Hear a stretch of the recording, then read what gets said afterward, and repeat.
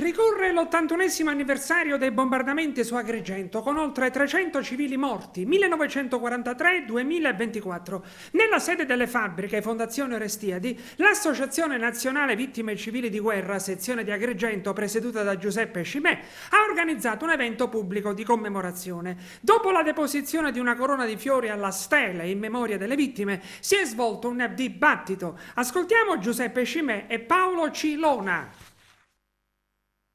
Ci siamo ritrovati alle fabbriche per commemorare questo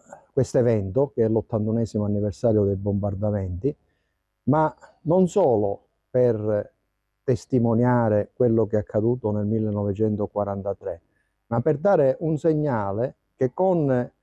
la forza delle idee, con la forza della ragione, si possono combattere gli ordigni bellici, si può evitare la guerra. Si deve evitare la guerra, perché la guerra porta distruzione,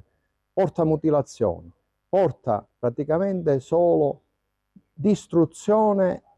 nelle popolazioni e nelle famiglie. Oggi più che mai questo tema è attuale, più di 31 conflitti nel mondo esistono e chi paga di più sono proprio le vittime civili di guerra. E quando speriamo al più presto questi conflitti termineranno, ci sarà da fare i conti con ciò che hanno provocato, e precisamente gli ordigni non esplosi, che possono continuare a portare morte e mutilazione. Perciò noi continuiamo a commemorare l'evento, ma soprattutto nelle giovani generazioni cerchiamo di impartire i principi di pace e solidarietà. Il mio pensiero va ai ragazzi della scuola che non trovarono più la propria istituzione, cioè il liceo Empedocle, ma anche il magistrale, perché le bombe colpirono inesorabilmente le due sedi scolastiche e poi i due professori che erano andati lì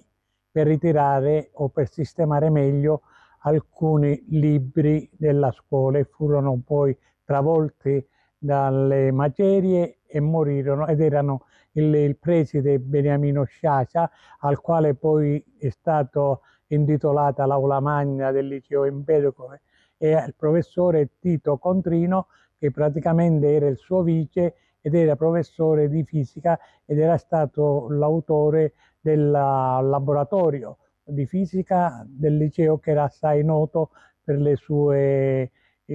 elementi e che rappresentavano un fiore all'occhiello. Certamente il bombardamento causò tantissime vittime in più parti della città di Agrigento, e quindi fu un dolore terribile per la popolazione, perché dalla parte del centro storico alto fino alla parte bassa, fino a toccare anche l'ospedale psichiatrico, abbiamo registrato tantissime vittime. Quindi questa iniziativa per ricordare le vittime civili fa onore a chi organizza ogni anno questo ricordo, che è un ricordo veramente importante non solo per la città, ma soprattutto per le famiglie che subirono danni fisici, morali e soprattutto economici, perché moltissimi che morirono erano capifamiglia e quindi era l'unico elemento di sostentamento della famiglia.